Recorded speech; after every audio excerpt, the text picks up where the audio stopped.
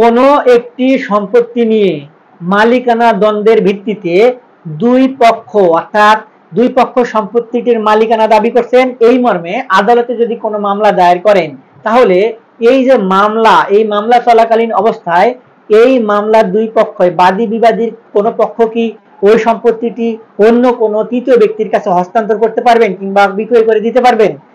যদি পারেন তাহলে সেক্ষেত্রে আইন কি বলছে এবং এক্ষেত্রে বাধা রয়েছে কিনা, চলুন আজকে আমরা এই বিষয়টি নিয়ে একটু আলোচনা করে দেখি। তবে আইনের এই ধরনের গুরুত্বপূর্ণ আরো কোনো ভিডিও দেখার যদি আপনার আগ্রহ জন্মায়, তাহলে আমাদের চ্যানেলটি সাবস্ক্রাইব করার আমন্ত্রণ রইল। আমরা নিয়মিত এই সকল বিষয় নিয়ে আলোচনা করে থাকি। আর যদি আপনি আমার এই ভিডিওতে নিয়মিত হয়ে থাকেন, তাহলে বরাবরের মতো লাইক, কমেন্ট, শেয়ার করে আমাদেরকে অনুপ্রেরণা দিবেন। যে কোনো সম্পত্তি হস্তান্তর করার জন্য কিছু স্পেসিফিক নিয়ম আইন দ্বারা নির্ধারিত।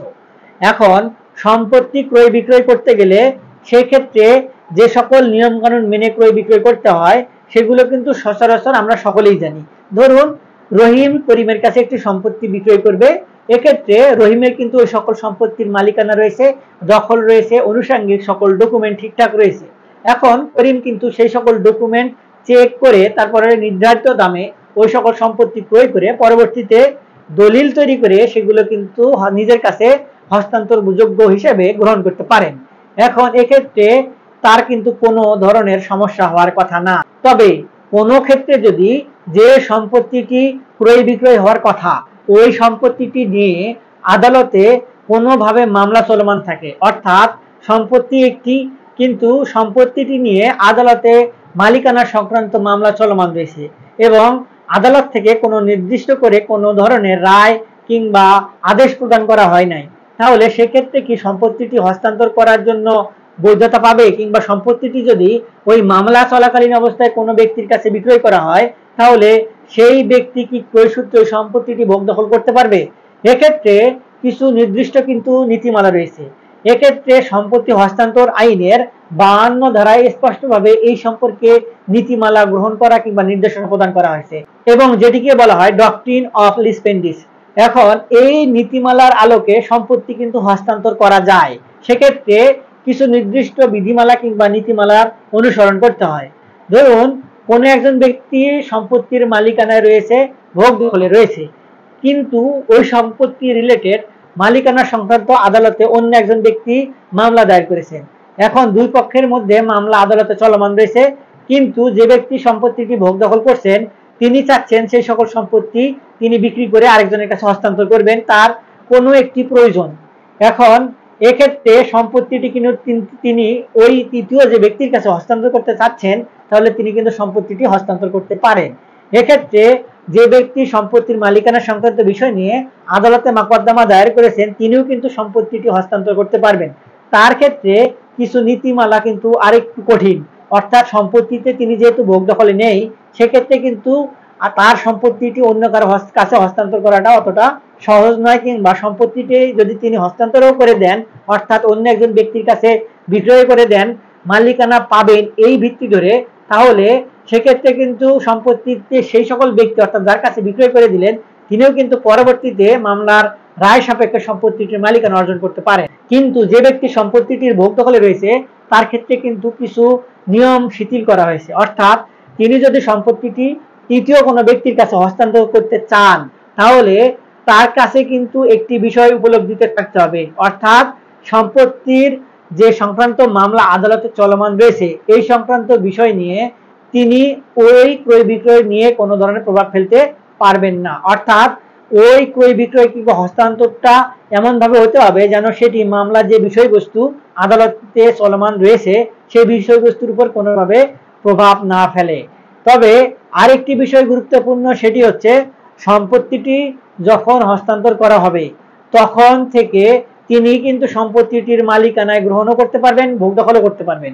এক্ষেত্রে যে ব্যক্তি সম্পত্তিটির মালিকানা সংক্রান্ত বিষয় নিয়ে আদালতে বাদী হয়ে মামলা মোকদ্দমা দায়ের করেছেন তিনি যদি আদালতে এই বিষয়টি নিয়ে একটি সুনির্দিষ্ট আদেশ চান, সেক্ষেত্রে কিন্তু তিনি ভোগ দখলে নাও যেতে পারেন এবং আদালত থেকে কিন্তু তাৎক্ষণিকভাবে একটি টেম্পোরারি ইনজাংশন অর্থাৎ সম্পত্তিতে ভোগ দখল রহিতকরণ হওয়া যেতে পারে। তবে এক্ষেত্রে আদালত কিংবা আইন যেটি বলছে সেটি হলো তিনি সম্পত্তিটি ক্রয় সূত্রে কিংবা হস্তান্তর সূত্রে মালিকানা অর্জন করতে পারবেন, কিন্তু ওইটির বৈধতা পাবে তখনই যখন তিনি যার কাছ থেকে সম্পত্তিটি ক্রয় করেছেন তিনি আদালতের রায়ের মাধ্যমে পূর্ণাঙ্গভাবে পরবর্তীতে সম্পত্তির মালিকানা অর্জন করবেন।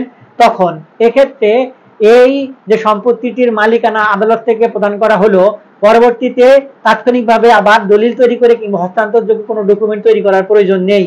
তিনি যে আগেই সম্পত্তিটি তার কাছ থেকে হস্তান্তরযোগ্য দলিল তৈরি করে নিয়েছেন, ওই দলিলটি কার্যকর হবে শুধুমাত্র তিনি ভোগ দখল সূত্রে মালিকানা রাষ্ট্রীয়ভাবে প্রতিষ্ঠিত করতে পারবেন যখন আদালতের মামলার রায় এই ব্যক্তির পক্ষে আসবে, অর্থাৎ যার কাছ থেকে তিনি সম্পত্তিটি ক্রয় করেছেন। যদি আদালত থেকে মোকদ্দমার রায় এই ব্যক্তির পক্ষে না আসে, সেক্ষেত্রে কিন্তু তিনি সম্পত্তিটির ভোগ দখল পরবর্তীতে কোনোভাবে দাবি করতে পারবেন না, এবং আদালতে গিয়েও তিনি কিন্তু বলতে পারবেন না যে আমি এই সকল সম্পত্তি ক্রয় করেছিলাম এবং এই সকল সম্পত্তি আমার কাছে হস্তান্তর করা হয়েছিল।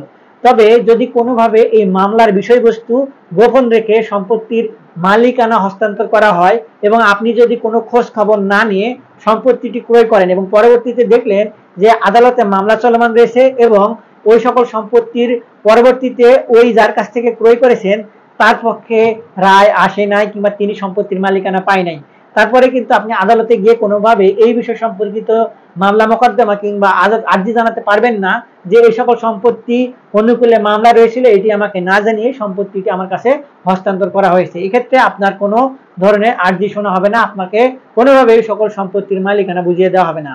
এক্ষেত্রে আপনি যে ব্যক্তির কাছ থেকে সম্পত্তি ক্রয় করেছেন তিনি যে আপনাকে সম্পত্তির অনুকূলে মামলা রয়েছে এই তথ্য গোপন করে আপনার কাছে সম্পত্তি বিক্রয় করেছে, তার নামে কিন্তু আপনি প্রতারণার মামলা দায়ের করতে পারবেন আলাদাভাবে। তবে এক্ষেত্রে আরেকটি বিষয়, সেটি হলো হস্তান্তরের জন্য সবথেকে সহজ কিংবা বৈধভাবে যেটি বলা হচ্ছে সেটি হলো যে ব্যক্তি সম্পত্তির মালিকানায় রয়েছেন, ভোগ দখলে রয়েছেন, তিনি যদি কোনোভাবে মামলা চলাকালীন অবস্থায় মৃত্যুবরণ করেন তাহলে সেক্ষেত্রে তার পরবর্তীতে ওয়ারিশগণ কিন্তু সম্পত্তি লিগেল ভাবে মুসলিম উত্তরাধিকারী আইন অনুযায়ী সম্পত্তিগুলোর মালিকানা অর্জন করতে পারবেন, এবং এই যে মামলা আদালতে চলমান রয়েছে পরবর্তীতে তাদের কিন্তু ওই মামলার সঙ্গে একত্রিত করে কিংবা মামলার রেসপন্স হয়ে পরবর্তীতে এই সংক্রান্ত মামলা পরিচালনা করতে হবে।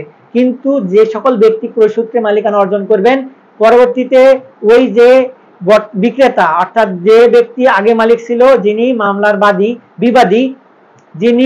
বিবাদী তিনি যদি মৃত্যুবরণ করেন তাহলে কিন্তু এক্ষেত্রে এই যে ক্রেতা তাকেও কিন্তু ওই সকল বিষয় নিয়ে আদালতে মামলা মোকদ্দমা দায়ের করতে হবে। এক্ষেত্রে ওই সকল ব্যক্তির ওয়ারিশরা যারা রয়েছেন তারা কিন্তু ওই সকল বিষয় হ্যান্ডেল করবেন কিংবা তাদেরকে ওই মামলার বিষয়বস্তু পরিচালনা করতে হবে।